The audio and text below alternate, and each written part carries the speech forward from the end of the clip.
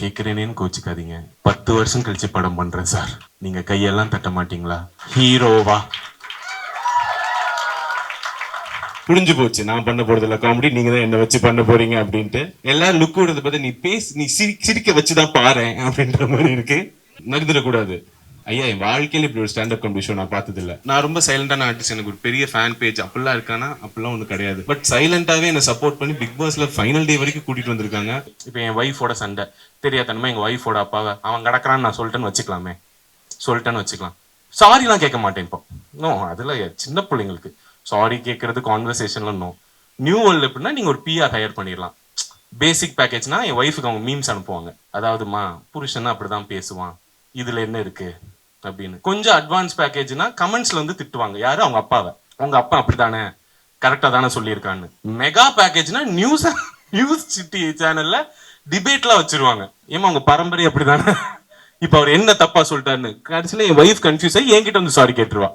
So first of all இது வந்து ஒரு ஸ்டாண்டப் காமெடி ஷோ, அந்த மாதிரி பண்ண போறேன். ஸோ காமெடி வந்துச்சுன்னா சிரிக்க மறந்துடாதீங்க, சரிங்களா? எல்லாம் ரொம்ப சீரியஸா இருக்கீங்க கேமரா பின்னாடி. உங்களை நான் இந்த மாதிரி ஒரு ஆடியன்ஸ் மெம்பர்ஸ் பார்த்ததே இல்லை. சார் கேட்கல சத்தமா, right left. So first of all காலையிலேருந்து இவ்வளோ சின்சியராக வேலை பார்த்து என்னோட இந்த ஷோக்கு வந்ததுக்கு உங்களுக்கு மிகப்பெரிய நன்றி. வந்த எல்லாருக்கும் என்னோட நன்றிகள். எல்லாரும் ஒரு தடவை கை தட்டிடுங்க ப்ளீஸ். சார் உங்களுக்கு காலையிலேருந்து வேலை பார்த்தனால டென்ஷனாக இருக்குது. எனக்கு ஃபஸ்ட் டைம் இந்த மாதிரி ஒரு ஸ்டேஜ் கொண்டு அதை விட ரொம்ப டென்ஷனாக இருக்குது. ஸோ டென்ஷன் LHS = RHS ரெண்டுமே கேன்சல் பண்ணிடலாம். Okay, cool, all cool. First of all thank you so much வந்ததுக்கு. அண்ட் இந்த ஷோ பார்த்தீங்கன்னா ஒரு புது விதமான ஷோ. ஏன்னா நாங்களே இன்வைட் பேசிஸில் தான் என்னோட ஃபேன்ஸ்லாம் வந்திருக்காங்க. ஸோ ஃபர்ஸ்ட் ஆஃப் ஆல் இது வந்து ஒரு தேங்க்யூ ஸ்டாண்டப் காமெடி ஷோ மாதிரி தான். ஏன்னா இவ்வளோ தூரம் வந்ததுக்கு சரி எனக்கு ஒரு ஃபார்முலா ஒரு தேங்க்யூ சொல்லணும்னு தோணுச்சு, அதுக்காக தான். So first of all thank you so much guys, என்னை சப்போர்ட் பண்ணதுக்கு, அது ஒரு ரெப்ரஸன்டேட்டிவாக இங்கே இருக்கிறதுக்கு தேங்க்யூ ஸோ மச். அண்ட் என்னன்னு பார்த்தீங்கன்னா இந்த பிக் பாஸ் ஜேர்னின்றது வந்து சார் நடக்கலாங்களா? அது நடக்கலாம் கூடாது சார், தப்பு. அதனால நான் நடக்கக்கூடாது. ஸோ புரிஞ்சு போச்சு. நான் பண்ண போறதில்ல காமெடி, நீங்க தான் என்ன வச்சு பண்ண போறீங்க அப்படின்ட்டு. ஏதாவது எல்லாரும் லுக் விடுறத பத்தி நீ சிரிக்க வச்சுதான் பாரு அப்படின்ற மாதிரி இருக்கு. இங்கே தான் நிக்கணுமா? நகர்ந்துடக்கூடாது. ஐயா, என் வாழ்க்கையில இப்படி ஒரு ஸ்டாண்டப் காமெடி ஷோ நான் பார்த்தது இல்லை சார். இத்தனை கேமராக்குள்ள நான் பார்த்துட்டு இருக்கும்போது நான் ஒரு மாதிரி தோராயமா பாத்துக்கிறேன், சரிங்களா? Anyways, coming back to the point.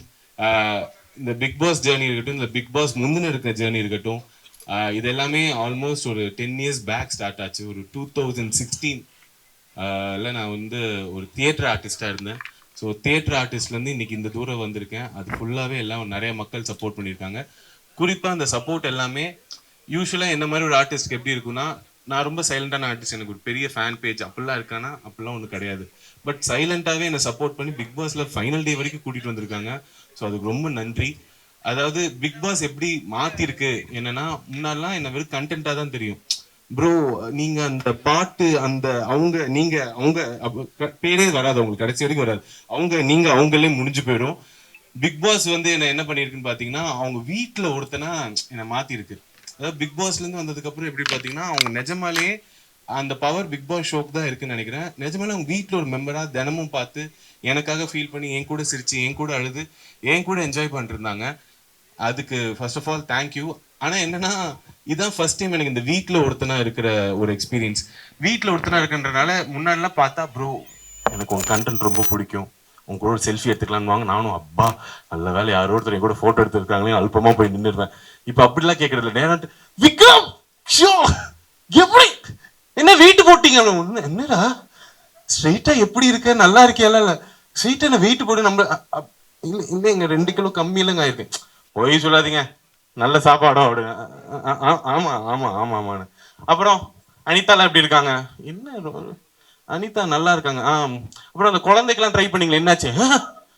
என்னங்க டைரக்டா கிட்ஸ் வரைக்கும் போயிட்டீங்க. ஸோ இந்த வீட்டில் ஒருத்தன்ற இமேஜ் பாத்தீங்கன்னா அது ரொம்ப ஒரு ரொம்ப எப்படி சொல்றது, எனக்கு ரொம்ப ஷாக்கிங்கா இருந்துச்சு. பரவாயில்லையே அவங்களுக்கு என்ன இப்போ அவங்களுக்கு வெறும் விக்கல்ஸ்ன்ற ஒரு பேஜ், விக்கல்ஸ்ன்ற ஸ்டாண்டப் காமெடி ஷோ இல்லை ஒரு காமெடி ரீலா இல்லாம விக்ரம்ன்ற ஹியூமன் பீங் கூட அவங்க டிராவல் ஆக ஆரம்பிச்சிட்டாங்க. என்ன ப்ரோ என்ன பண்ணிருக்கீங்க, தினமும் பார்த்தோம், இப்போ மிஸ் பண்ணிட்டு இருக்கோம், என்னதான் பண்றீங்க, என்ன பேசுவாங்க, ரொம்ப உரிமை எடுத்துட்டு வந்து நிறைய பேர் சொல்லுவாங்க, எனக்கு வந்து இப்படி ஃபேன்ஸ்லாம் வந்து எனக்கு ஒன்று டிஸ்டர்பன்ஸ். எனக்குலாம் ரொம்ப அல்பமா எனக்கு வேணுங்க. நிஜமாலே யாராச்சும் என்னெல்லாம் தெருவில் பார்த்து தயவு செய்து வந்து டிஸ்டர்ப் பண்ணுங்க. எனக்குலாம் நல்லா ஞாபகம் இருக்கு. எங்க அப்பாலாம் நான்லாம் வந்து அவருக்கு புரியவே புரியாது சோஷியல் மீடியாலாம் என்ன ஏதுன்னு. ப்ளஸ் நான் ஹரி சிபி எல்லாரும் இங்கே உட்காந்துட்டு இருக்காங்க, ஆதியும் கூட. நாங்கள் எல்லாரும் எங்க ஃபர்ஸ்ட் இனிஷியல் ஸ்டேஜஸ்ல எங்க பெட்ரூம்ல இருந்தா ரீல் போடுவோம். ஸோ எங்க அப்பா இன்டர்நெட்டும் பார்க்க மாட்டாரு. ஸோ அவர் பார்க்குற சீன் என்னன்னா, ஒரு 4 பசங்க தினமும் ஒரு பெட்ரூம்குள்ள இருப்பானுங்க, 8 மணி நேரம் அந்த பெட்ரூம்ல இருப்பானுங்க. சரிங்களா? கட் பண்ணா ஒரு சாயந்தரம் அது 3 பசங்க வெளில போயிடுவானுங்க, நான் ரொம்ப டயர்டா அப்படி வெளில வருவேன். இதே தான் அவர் பார்த்துட்டே இருப்பாரு. சரிங்களா? அவருக்கும் இவனுக்கு என்னன்னே புரியல. திடீர்னு ஒரு நாள் பார்த்தா நிலவை கொண்டு வா அந்த ரீல் நாங்க பண்ணது வந்து வைரல் ஆச்சு. வைரல்னா எப்படின்னா, அதுதான் ஃபர்ஸ்ட் டைம் நாங்க வந்து ஒரு ஆக்சுவல் வைராலிட்டியே பாக்குறோம். நிலவை கொண்டு வந்தோன்னு இப்படி எடுத்து பார்த்தா எப்படி இருந்துச்சுன்னா, நல்லா இப்படி போஸ்ட் பண்ணிட்டு அப்படின்னு பேஸ்ட் இப்படி பாக்குற 10,000 வியூல இருந்துச்சு. ஓ பரவாயில்ல, என்ன ஒரு நிமிஷத்துல இவ்வளவு வியூஸ். அப்புறம் கொஞ்ச நேரம் பேஸ்ட் பார்த்தோம், 1 லேக். என்னது இது இப்படி 10, அப்புறம் பார்த்தா 1 மில்லியன் ஆச்சு. 1 மில்லியன்லாம் தாண்டி எங்கேயோ போயிடுச்சு. ஒரு பக்கம் எஸ்ஜே ஸ்டுடியோ சார் போஸ்ட் பண்ணாரு, சிம்ரன் மேம் போஸ்ட் பண்றாங்க. திடீர்னு பார்த்தா தேவா சார் எனக்கு ஃபோன் கால்ல வந்துட்டு என்கிட்ட, தம்பி ரொம்ப தேங்க்ஸ்பா, உங்கனால எங்களுக்கு பப்ளிசிட்டினாங்க. நான் சத்தியமா அழுதுட்டேங்க சார். அதெல்லாம் இல்ல சார், தப்பி தவறி கூட இப்படிலாம் சொல்லிடாதீங்க. அவ்வளோ பெரிய மனசு அவருக்கு, அவரால் எங்களுக்கு பப்ளிசிட்டி. ஆனா சத்தியமா சொல்றேன் சார், நிலவை கொண்டு வா யாருக்கு லைஃபை மாத்துச்சோ இல்லையோ, எங்களுக்கு நிஜமாலே நிலவே கொண்டு வந்துருச்சு. அந்த பாட்டு பார்த்ததுக்கு அப்புறம் சிம்ரான் மேமை தாண்டி எங்களை தான் எல்லாருக்கும் ஞாபகம் வருது. அந்த அந்த சாங் வைராலிட்டி ஆனோன்னு எங்களுக்கு என்னன்னா, அப்பதான் ஃபர்ஸ்ட் டைம் யூடியூப் மீடியால நான் பாக்குறோம். திடீர்னு பார்த்தா எல்லாரும் கால் பண்ணி எங்ககிட்ட இன்டர்வியூலாம் கேட்குறாங்க. நாங்க சார் இன்டர்வியூ, நாங்க 4 பேரா? நாங்க எப்படின்னா, யாரு எப்ப இந்த இன்டர்வியூ நிக்கும்னு தெரியாது. அதனால எப்படின்னா, நான் ஹரி சிபி எங்க கிட்ட இருக்கிற எல்லா எடிட்டர்ஸ் எல்லாருமே உட்காந்துருவோம்.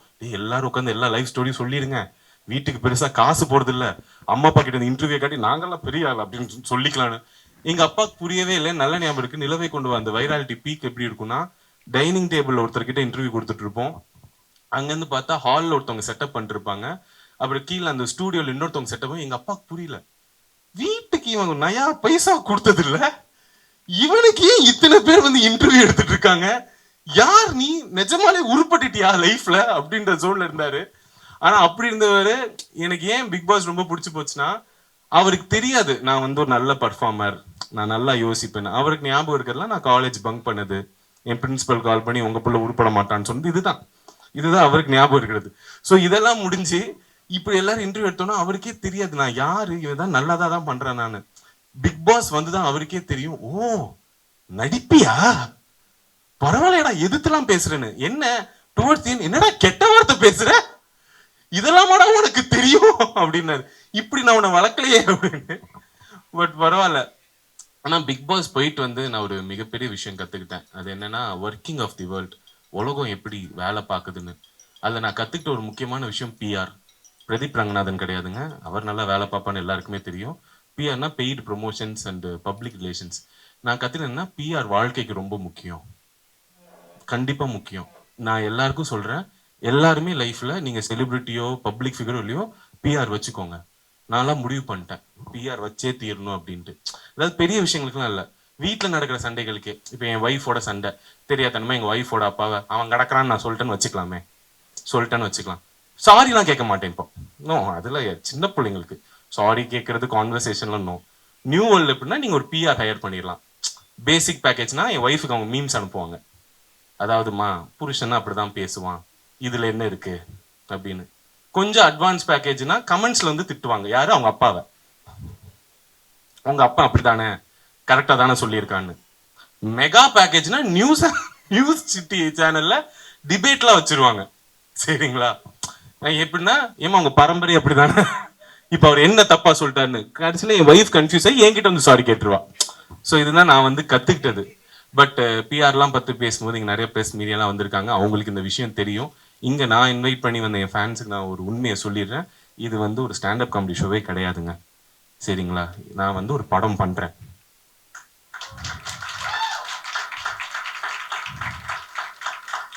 சார் கேட்குறேனேன்னு கோச்சிக்காதீங்க. நீங்க கையெல்லாம் தட்ட மாட்டீங்களா? 10 வருஷம் கழிச்சு படம் பண்றேன் சார். ஹீரோவா?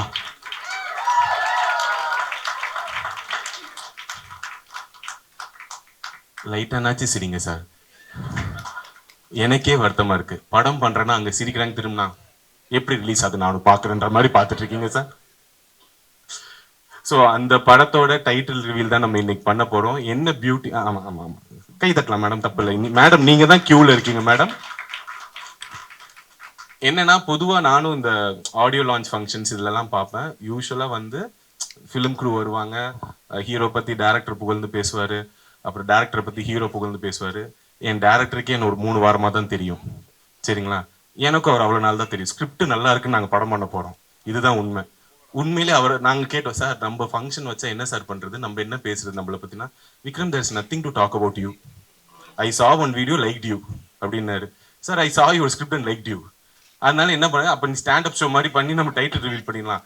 எதுக்கு நம்ம இந்த குத்து விளக்கெல்லாம் ஏத்திக்கிட்டு இப்படியே போயிடலான்னாரு. ஸோ அதுக்காக தான் இப்படி ஒரு செட்டப்ல இந்த டைட்டில் ரிவீல் பண்ண போறோம். அதுக்கு இவ்வளவு நாள் சப்போர்ட் பண்ண ரெப்ரஸன்டேட்டிவ்ஸா என் ஃபேன்ஸ் முக்கியமா இருக்கணுன்றதுக்காக உங்க எல்லாரையும் கூப்பிட்டேன். ஸோ தேங்க்யூ ஸோ மச் வந்ததுக்கு. Now I would like to call upon my director of my movie to say, give it up for Guru sir, ladies and gentlemen.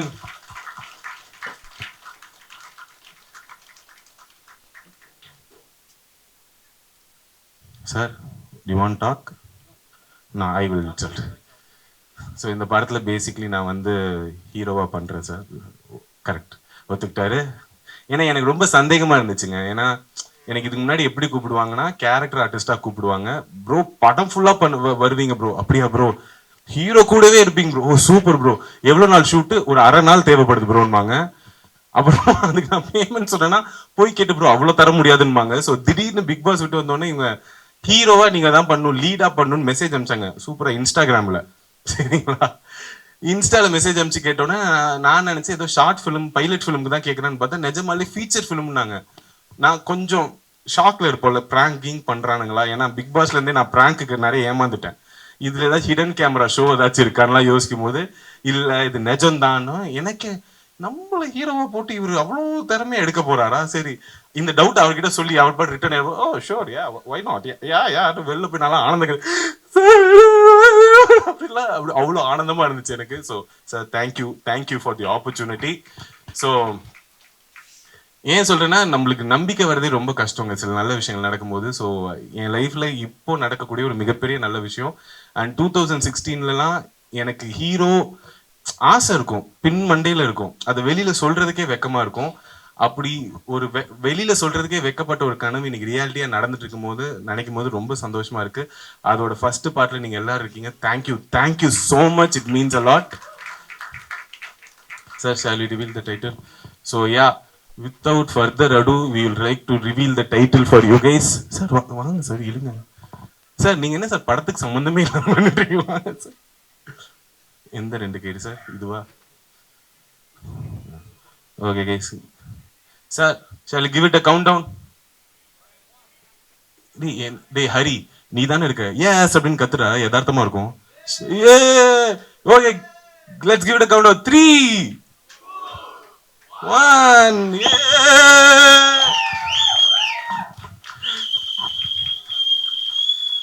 So yeah, வாங்க sir. So இதுதான் எங்க title, light weight baby. Thank you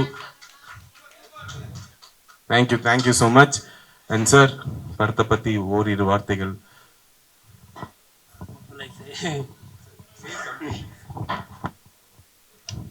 As you can see, movie name is Lightweight Baby.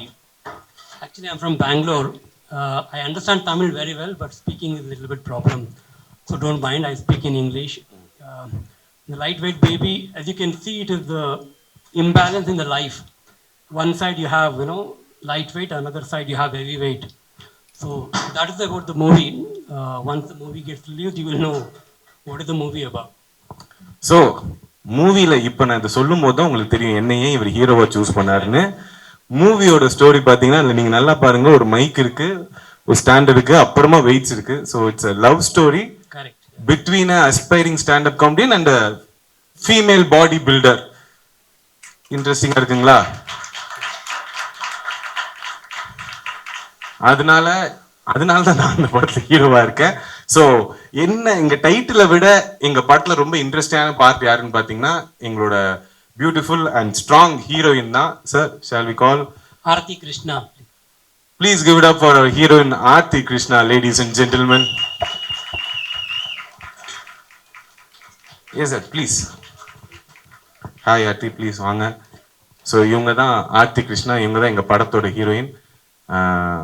So Aarti, do you want to talk?